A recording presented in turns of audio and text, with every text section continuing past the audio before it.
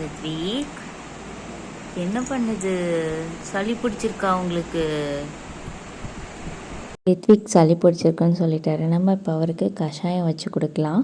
நான் தூதுவளை கஷாயம் பண்ண போகிறேன். அதை எப்படி பண்ணலான்னு பார்க்கலாம். ஒரு ஜார் எடுத்துக்கோங்க. அதில் ஒரு டேபிள் ஸ்பூன் சீரகம் போட்டுக்கோங்க.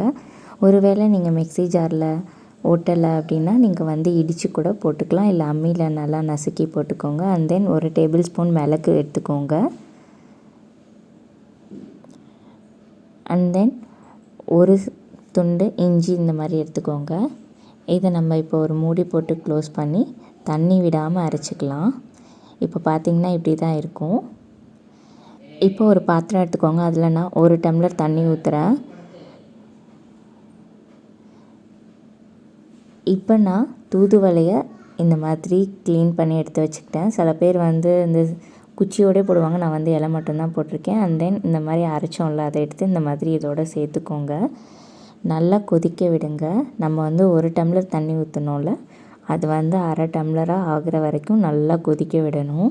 அண்ட் இது கூட நீங்கள் வேணும்னா துளசி, கற்பூரவள்ளி துளசின்னு சொல்லுவாங்க, அதை ஆட் பண்ணிக்கலாம். அப்படி இல்லைன்னா விட்டுறலாம். நான் வெறும் தூதுவளை மட்டும்தான் ஆட் பண்ணியிருக்கேன். இப்போ பார்த்திங்கன்னா 1/2 டம்ளர் ஆயிடுச்சு. எனக்கு நல்லா கொதி வந்துச்சு, கலரும் சேஞ்ச் ஆகிடுச்சு.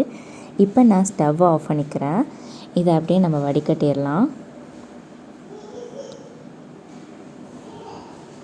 இப்போ ஃபுல்லாக வடிகட்டியாச்சு. எடுத்துகிட்டு நம்ம பார்க்கலாம். நம்ம ஃபுல் டம்ளரில் தண்ணி ஊற்றணும். ஆனால் நமக்கு வந்திருக்கிறது 1/2 டம்ளர் தான்.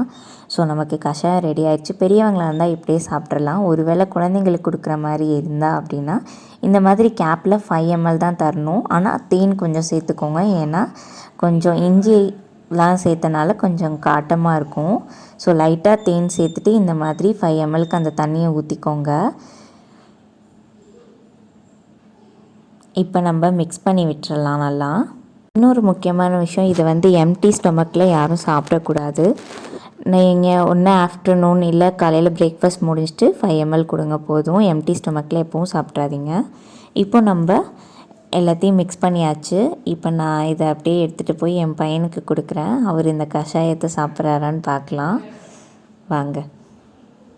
நம்ம ரெடி பண்ண கஷாயத்தை ரித்விக்கு கொடுத்து பார்ப்போம். கட்டுங்க, கட்டு.